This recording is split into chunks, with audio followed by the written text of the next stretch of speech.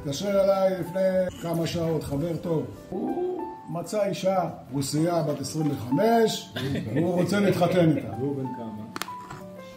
לא משנה. הוא בן 28, 9. מהרצליה, עם שתיהם זה. היא לא יהודיה. אבל היא לא יהודיה. הוא אומר לי, רבי משה, יש דרך לגייר אותה צ'יק צ'ק? זה מה שהוא שואל אותי. כמה כסף, תגיד לי? כמה כסף? אנחנו נסדר את הכסף, כמה צריך? אמרתי לו, אתה היית בכתובת. אתה רוצה שהיא תהיה יהודיה? אתה רוצה שהיא תלך בדרך? אז יש דרך, אם אתה רוצה גיור, זה דרך ארוכה. אנחנו לא מבקשים אותם לבוא אלינו. אתה רוצה להיות מוסלמי ב5 דקות, אתה אומר כמה מילים ואתה מוסלמי. אנחנו לא מבקשים מהם לבוא אלינו.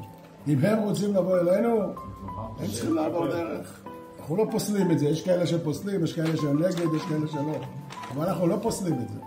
יכולה לבוא, יש לה דרך, היא תלמד מה שהיא צריכה ללמוד. ואם באמת היא תעשה את כל הדרך כמו שצריך,